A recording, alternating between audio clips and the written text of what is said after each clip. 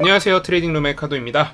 오늘도 포모님이랑 좀 얘기를 하려고 하는데요. 요즘 키움증권에서 저희가 지금 다양한 얘기를 계속 하고 있어요. 그래서 포모님이랑 저랑 이야기하는 거에 대해서 익숙하게 생각하시는 분들도 있고 혹은 가끔 있는 이벤트로 생각하시는 분들도 있을 텐데, 오늘은 좀 데이터 관련된 얘기를 하려고 해서 포모님을 모셨습니다. 안녕하세요, 포모님. 안녕하세요. 일단 오늘 하려는 얘기는요, 다들 일단 가장 먼저 추석 잘 지내셨는지 모르겠지만 우리 추석 전에 조금 장이 안 좋았어요. 그리고 우리가 추석 때 보통 돈을 이제 많이 빼서 쓰기 때문에 추석 직전에 좀 주식이 하락한다라고 많이들 생각하고 있더라고요. 그런데 지금 추석 이후, 추석 연휴가 시작되고 나서부터 미국장도 그렇고 비트코인도 그렇고 다 상승을 하고 있거든요. 그래서 여러분들이 보게 될 화요일 장은 어떨 것인가, 그리고 화요일뿐만 아니라 그 일주일 동안 장이 어떻게 될 것인지에 대해서 좀 보기 위해서 우리 과거의 데이터를 좀 한번 살펴보려고 해요. 그래서 포모님이 좀 정리해주신 데이터니까 포모님이랑 같이 얘기를 해볼게요. 저희는 둘은 이제 서로 존칭을 하지 않고 그냥 서로 편하게 대하기 때문에 조금 불편하시더라도 저희끼리 하는 얘기라는 거를 좀 그냥 생각해 주시면 될 것 같아요. 일단 형, 우리 지금 보니까 이 설날이랑 추석에 대해서 이렇게 정리를 했는데, 사실 응.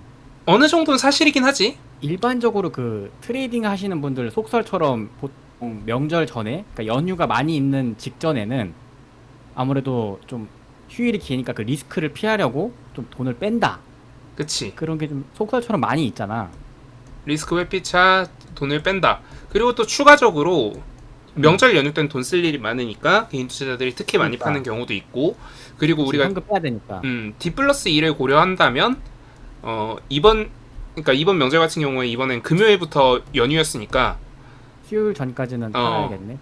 화요일까지 팔았어야 되니까, 음. 화, 수, 목 이렇게 뺀다고 치면 화요일까지는 팔았어야 되니까 화요일이 저점을 찍고 수요일, 목요일 반등을 주고, 이런 식의 그림이 가장 일반적이라고 할 수 있겠네. 그치. 그래서 만약에 뭐 외부적인 특정한 뭐 변수가 없다면 그런 단기적인 수급이 명절 전에 나가고 다시 명절이 지나고 단기 수급이 다시 들어온다면 이제 명절 전후로 뭔가 수익률에 유의미한 뭔가 좀 그런 흐름이 있지 않을까 싶어서 최대 10년치 정도만 좀 정리를 해봤거든. 그리고 실제로 이번 연휴 같은 경우에 수요일 직전, 그러니까 화요일, 음. 수요일 하락하고 목요일날 반등을 준 것처럼 실제로 이 데이터 전체적으로 한번 살펴봤을 때 우리가 이렇다라는 얘기도 해볼 수 있을 것 같아.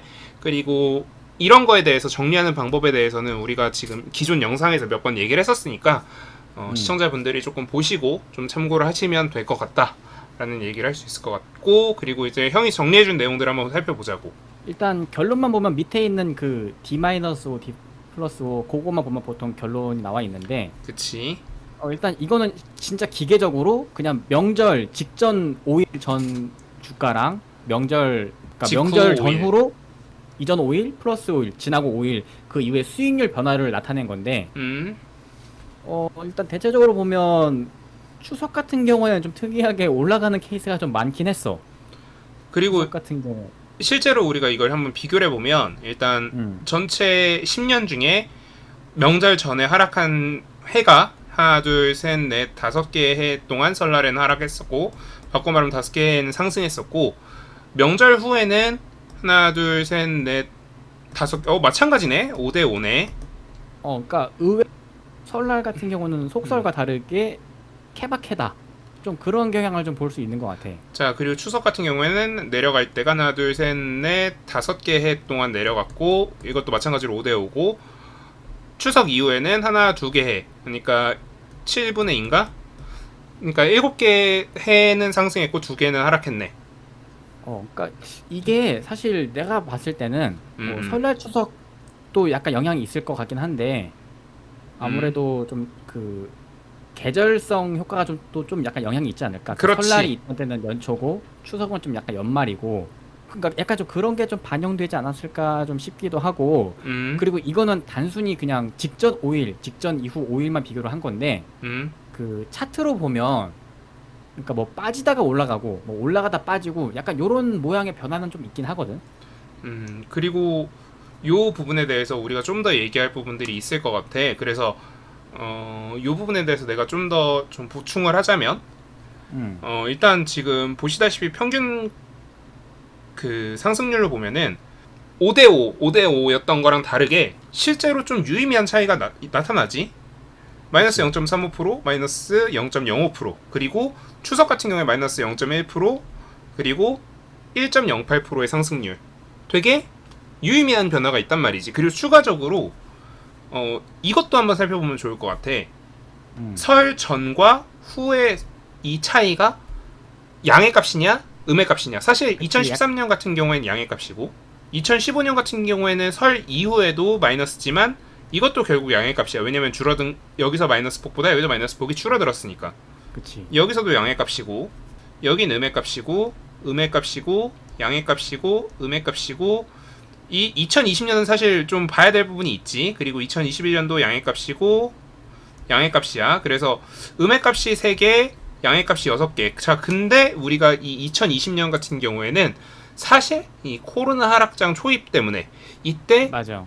연휴 직후에 코로나가 더 창궐할 거다라는 시장에 좀 속설들이 있었지. 그래서 추가 하락이 있었던 거기 때문에 우리가 이 부분에 대해서는 좀 이해를 해야 될 것 같고, 그러면은 결국 6대3이고 추석 같은 경우에도 음의 값이고 양의 값이고 양의 값이고 양의 값이고 양의 값이고 음의 값이고 양의 값이고 음의 값이네. 음의 값이고 양의 값이고 음의 값이고 이래서 6대3 결국 실제로 유의미한 상승 변화가 있긴 있었다. 그러면 대략적으로 그 명절 직전의 흐름을 보면 대충 이후의 흐름을 어느 정도 예측을 하는데 조금 도움이 될 수 있겠네. 그렇지. 그리고 추가적으로 보통 우리나라 휴장이 딱 이렇게 닫히고 나면은 우리나라 장이 이렇게 딱 잠깐 닫히고 나면은 중국이나 일본도 같이 닫히는 경우가 되게 많잖아. 아시아 3개국이 보통 명절을 맞아. 공유하니까. 맞아. 그러다 보니까 조금 더 이런 변수라던가 이런 게 되게 많이 줄어들어 있는 상태니까 시장은 항상 변수나 이런 거 싫어하잖아. 그치. 항상 불확실성을 회피하려는 속성이 있으니까. 그러니까 적당한 불확실성은 오히려 주가를 상승시키는 데 도움이 되겠지만 너무 과한 불확실성은 이제 시장을 완전 급락시키는 경우가 되게 많기 때문에 그런 면에서 오케이 그때는 장이 좀 좋았구나 이런 식으로 해석할 수 있겠네. 그러면 뭐 지금 그 2022년 그러면 추석 이후에는 어떻게 보는 게 좋을까? 만약에 이 데이터를 기반으로 본다면 우리가 데이터적인 측면만 이제 놓고 봤을 때는 이제 단순한 변수. 단순한 진짜 딱 우리가 되게 다양한 변수를 이제 살펴보지 않고 진짜 딱 이 데이터만 보고 봤을 때는 상승장으로 이제 돌아서는 게 좀 더 타당하겠지. 근데 지금 어쨌든 전체적인 마켓 자체가 베어리시하잖아. 그리고 연준은 되게 매파적인 성향을 계속 띠고 있고, 그리고 또 열받는 게 CPI, PPI 그리고 또 FOMC까지 이어지는 스케줄이 굉장히 많이 있어. 아무래도 기다리는 데이터들이 많이 있으니까 이제 그거에 따라서 또 출렁출렁 거릴 수 있는 요소들이 많지. 그치. 그러니까 우리가 지금 다 회피를 했지만 결국 따지고 보면은 13일 우리나라 개장일에 미국 소비자 물가지수가 발표가 되고 또 다음날 PPI가 발표되고 그리고 FOMC까지 있단 말이지. 그래서 이 상승장을 그대로 유지해 줄지 상승장이 다시 반전을 할지는 우리가 뭐 개런티할 수 있는 부분은 없는 것 같아. 그래서 이 앞으로의 5일 플러스 5일 동안 어떻게 될지는 모르겠어. 그래도 일단은 이런 거는 일단 오늘 해본 거는 약간 증시 예측을 하기 위한 감도 그렇지. 조금 있지만 어쨌든 우리가 상식적으로 알고 있는 속설 같은 경우를 단순히 그냥 그 텍스트로만 받아들이고 넘어가는 경우가 많은데 그치. 이런 식으로 직접 확인을 해봐야 좀 더 그 내게 된다고 해야 되나? 그치. 그래서 이제 이런 식으로 좀 체크를 해보는 게 좋은 것 같아. 그래서 나도 이 시청자분들이 이런 내용들을 좀 확인해 보셨으면 좋겠고, 그리고 어쨌든 지금 당장 시장으로 봤을 때는 양의 변화가 있을 가능성이 높긴 하다. CPI나 PPI가 안 좋게 나오고 FOMC 결과가 안 좋게 나왔을 때는 당연히 변수가 있겠지만 그 변수들만 제외한다면 시장 자체는 좋을 것 같다 라는 얘기를 추가적으로 시청자분들한테 코멘트를 줄 수 있을 것 같네. 그래서 우리 이 이야기는 이 정도로 마무리하고 시청자분들한테 지금 장이 지금 CPI나 PPI 그러니까 13일날 CPI 14일 PPI 그리고 20일, 21일 FOMC 요렇게가 있지만 요 일정들 제외하고 그냥 전체적인 일정들을 제외한 나머지 그냥 증시 상황은 괜찮을 것 같다. 그리고 과거에도 누적된 데이터상 괜찮았었다. 라는 코멘트를 드리면서 오늘 영상을 마무리하자고. 딱 그러면 이후에는 좀 수급이 좀 돌아오는 거를 좀 기대하고 있어야겠네.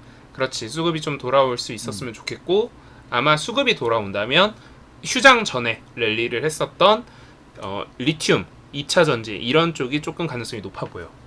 확실히 가던 놈이 잘 가니까. 그렇지. 아무튼 우리 이 영상은 이 정도로 마무리하고, 우리 오늘 하나 더 찍어야 되니까 시청자분들은 하루에 하나씩 보시겠지만 우리는 진짜 재밌는 거는 이 다음 게. 사실 찍어야 되니까. 그렇지. 아무튼 오늘 영상은 여기서 마무리하도록 하겠습니다. 감사합니다. 트레이딩룸의 카도였습니다. 구독, 좋아요, 알람 감사합니다. 설정 부탁드립니다.